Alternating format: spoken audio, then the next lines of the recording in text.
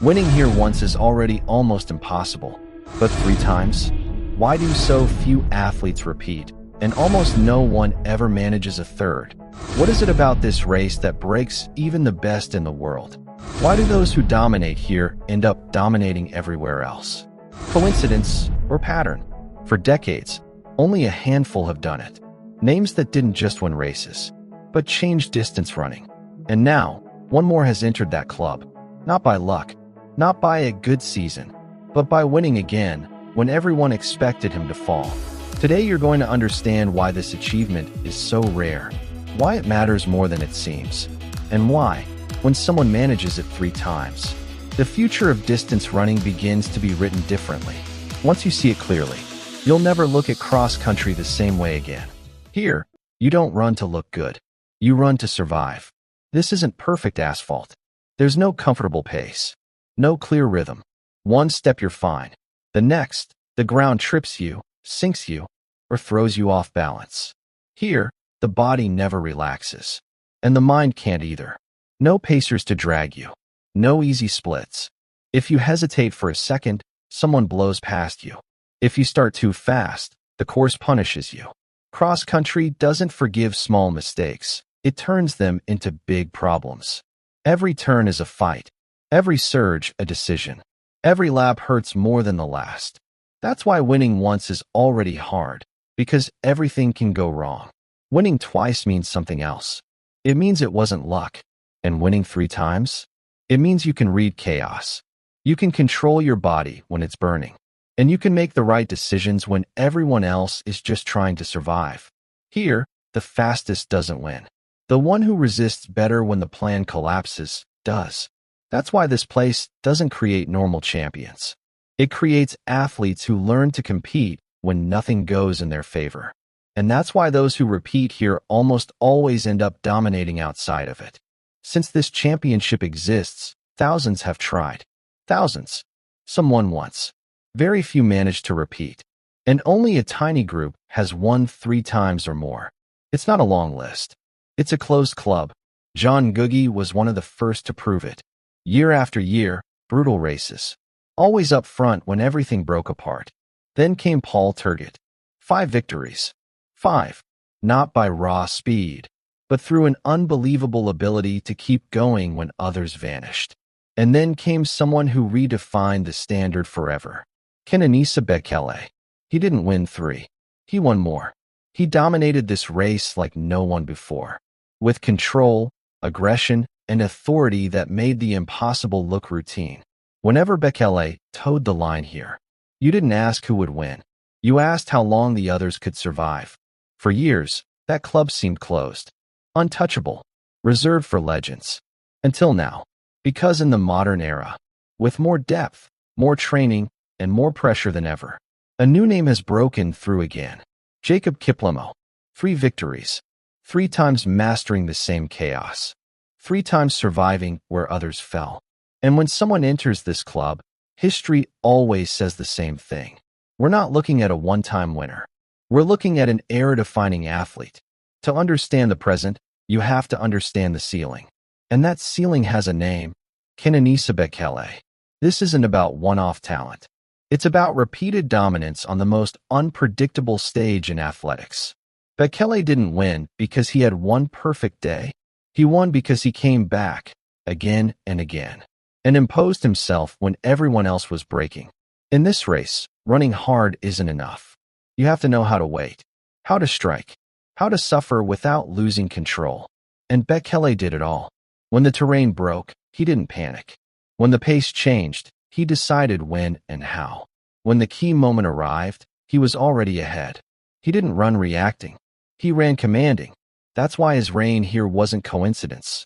It was a signal. After mastering cross-country, he mastered the track. Then the roads. Each title here was part of a clear pattern.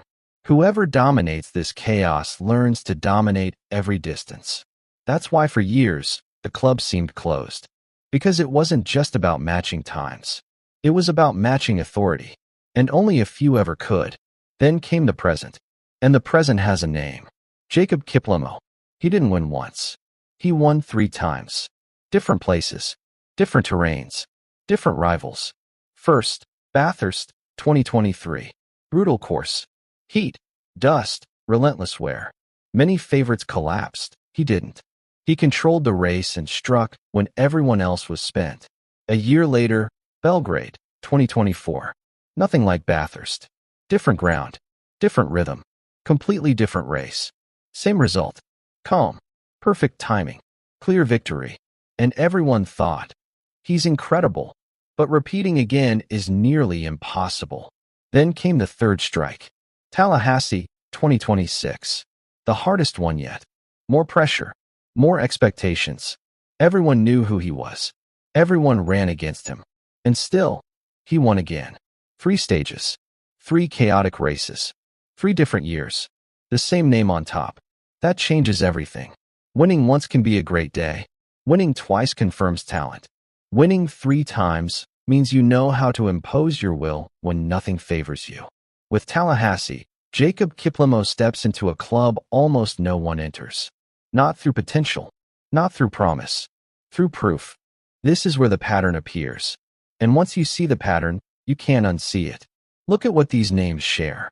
They didn't win once and disappear. They didn't rely on perfect conditions. They didn't need ideal races. They won when everything broke apart. John Ngugi, Paul Tergat, Kenenisa Bekele. And now, Jacob Kiplimo. Different eras, different rivals. Same outcome when chaos took over. Each of them used cross-country as more than a race, as a form of natural selection. Here, the fastest on the day doesn't survive. The one who understands when to wait, when to push, and when not to make mistakes does. That's why when someone wins here 3 times, the entire running world starts adjusting to their presence. It's not a prediction, it's a pattern repeated through history. Every time someone mastered this race multiple times, they went on to define an era beyond it. So when Kiplimo joins that club, the question isn't whether he's special. The question is, how far will he go? And here's where it matters to you. Because this isn't just about the elite.